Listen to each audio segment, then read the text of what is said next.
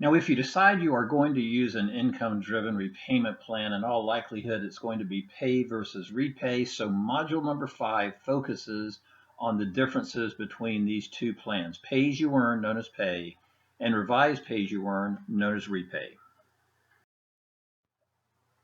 Now, this is a repayment chart that shows some of the major differences between these two programs. If you go to our homepage, PGPresents.com, you'll see a more comprehensive comparison chart that we would encourage you to take a look at. But these are 4 of the most important differences in these plans. The payment calculation. Notice that both with pay and repay, the monthly payment is calculated at something called 10% of discretionary income. And you can see the definition of discretionary income at the bottom of this slide. 10% of X equals 10% of X. So whether you use pay or repay, your initial monthly payment is going to be exactly the same.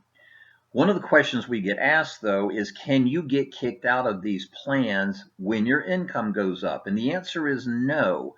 With repay, though, there is no payment cap. You will always be paying 10% of your discretionary income, regardless of how high your salary goes. Now, the theory is if you can afford 10% of your discretionary income as a resident on your stipend, you can afford 10% of your discretionary income as an attending physician, regardless of what your income is.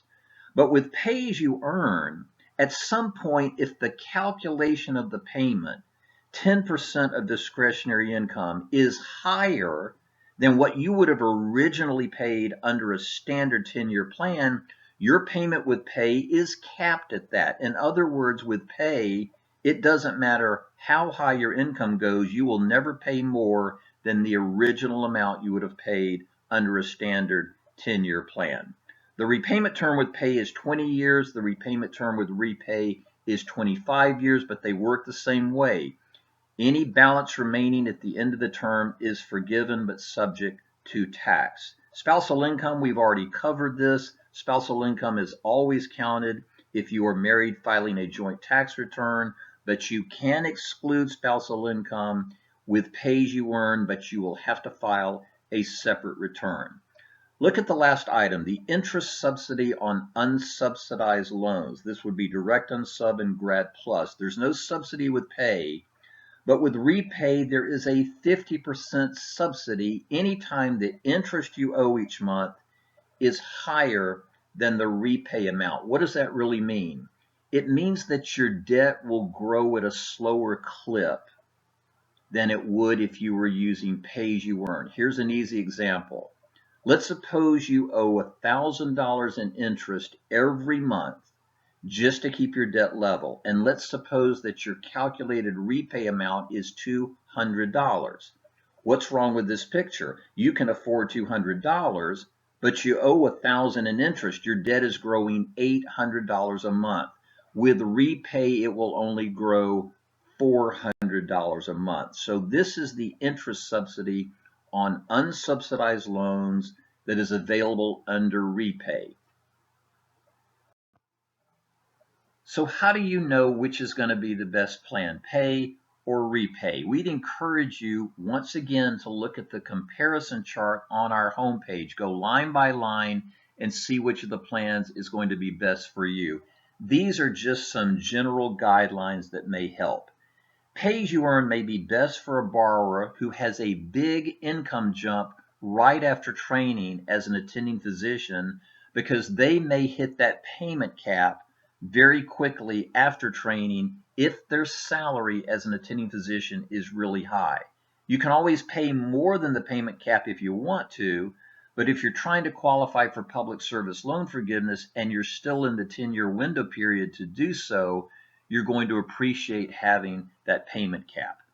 Pay is clearly going to be best for someone who needs to exclude spousal income from the payment calculation, because the only way to exclude spousal income is to file a separate return and use pay as you earn. Pay as you earn may also be best for a borrower who looks at their debt, looks at their income and potential income, and who says, there's just no way I am ever going to be able to retire the debt. I want to be debt-free at year 20 even though there might be a higher potential tax bill. In other words, I want to be debt-free earlier than I would be with REPAYE, because REPAYE has 25 years as a repayment term, 5 more than pay-as-you-earn. REPAYE is clearly going to be best for borrowers who have a big gap between their debt and their income, and who anticipate that being the case for a long time, because the 50% subsidy will help slow down how fast that balance grows. REPAYE may also be best for a borrower who is single and doesn't have to worry about the spousal income requirement, or who is married but whose spousal income is relatively low. So once again, some general guidelines in terms of pay may be best for some borrowers in those categories, and REPAYE may be best for other borrowers in the categories listed there. Some takeaways as we wrap up this comparison module of pay and repay. These are both good plans. We would respectfully suggest not to obsess about which one you should choose, but once again, take a good look at both plans, and remember, you can switch plans if needed. And if you do switch plans, as we said in an earlier module, the PSLF clock does not reset when you do that. Please do not let your loan servicer select the plan for you, and if you are using pay or repay, do not miss the renewal deadline. Otherwise, interest will capitalize on your debt, and that's the last thing that you need. We hope the information in this short module on pay versus repay will help. This is the end of module number 5.